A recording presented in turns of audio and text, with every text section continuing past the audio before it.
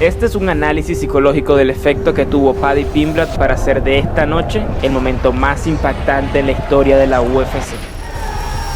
Verás, como psicólogo considero que hay momentos que nos definen. Why is it that somebody might literally see the glass as half full and somebody literally sees it as half empty? Por eso me gustaría que aprendieras que no es importante hacer las cosas por ti mismo, sino expresarle y darle al mundo un bien mayor. Este es el mejor antídoto que puedes tener ante el sufrimiento, porque así jamás tendrás que caminar solo otra vez. There's a stigma in this world that men can't talk, and you think the only way you can solve it is by killing yourself. Please speak to someone. And when we find a way to make the world look nicer and easier, it might actually become so. I know I'd rather me mate cry on my shoulder and go to his funeral next week. So please, let's get rid of this stigma and men start talking. Este fue un momento sumamente conmovedor, al menos para mí, pero como psicólogo tuve que hacerme una pregunta. ¿Qué hace estos momentos deportivos tan impactantes? There's something behind this. It's like we really like to see people take careful aim and hit the target.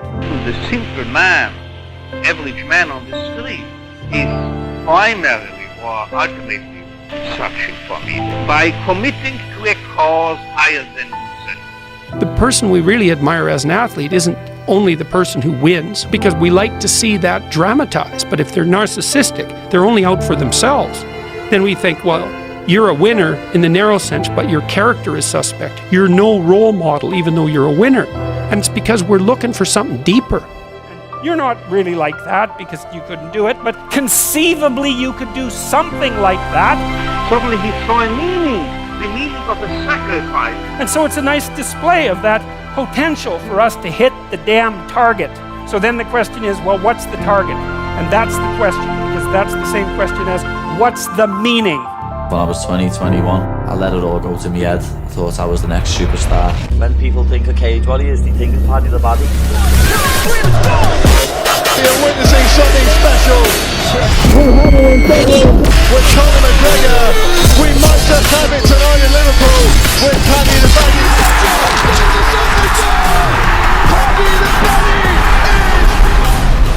Even then in camp, I was going out of a weekend, taking illicit substances and drinking lots of alcohol until a juiced up nag come along and taught me a lesson.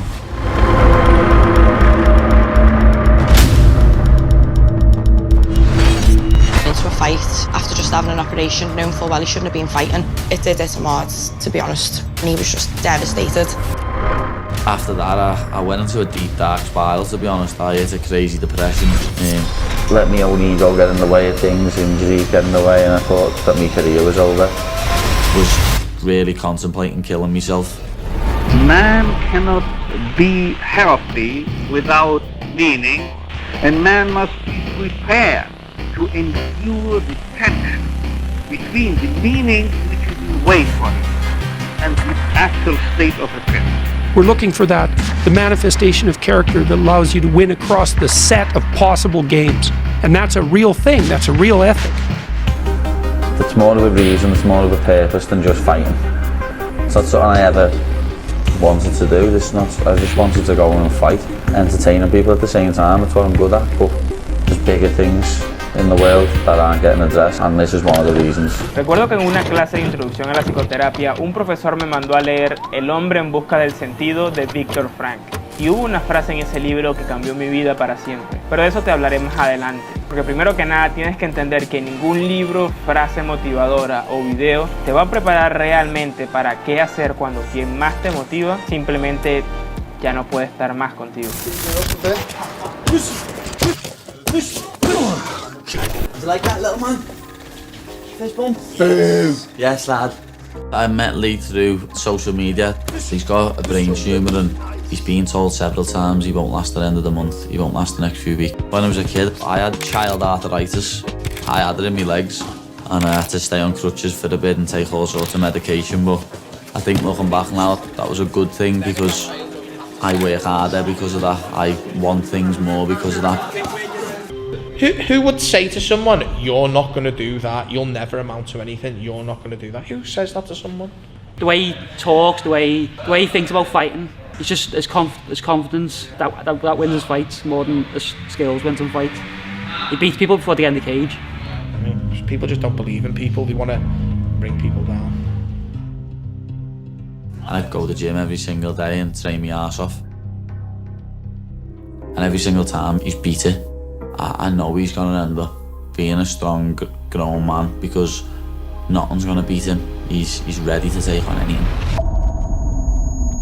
When we were talking in March, you were talking about how you wanted to bring baby Lee on stage, and sadly, obviously, he's lost his fight last month. You know, if he was a billionaire, some lad probably would have been saved, but because he's just a kid from Liverpool that no one's asked, I'm going to get into a proper flow state in this fight, and I am going to proper hurt him, lad.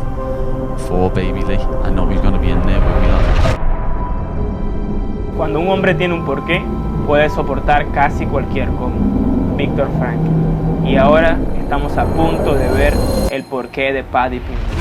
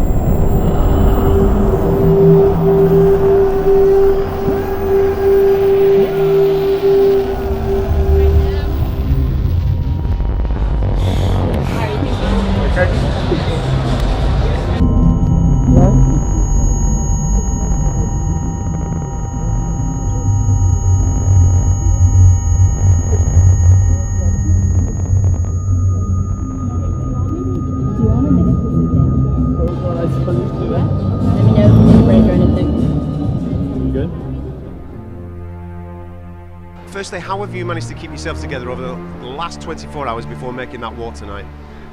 I had stuff to block it out, you know what I mean? I had to make weight. I was weighing in 5 hours.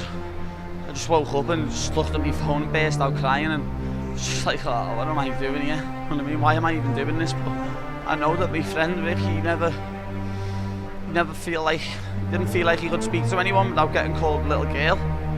That's what we need to get rid of, lad.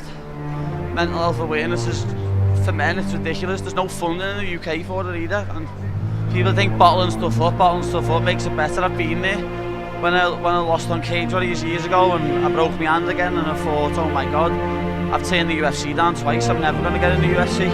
The one thing I always say is you've got to get it off your chest.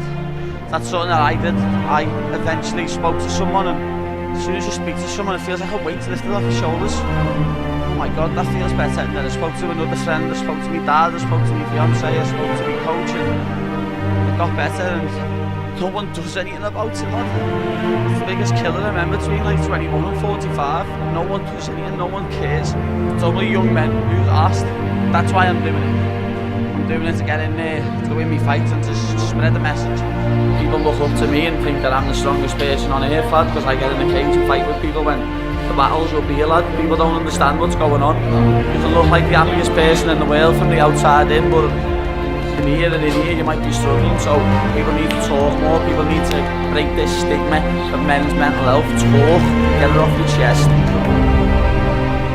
We told you, we're not here to take part, we're here to take over.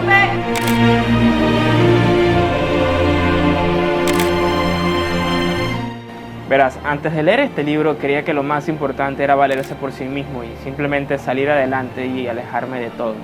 Pero ahora mi mayor objetivo es tratar de dar el mayor impacto positivo que pueda en el mundo. Si necesitas a alguien con quien hablar, puedes escribirme a mi WhatsApp, suscribirte al canal o dejar un comentario, porque espero que sepas que de ahora en adelante ya no tendrás que caminar solo otra vez.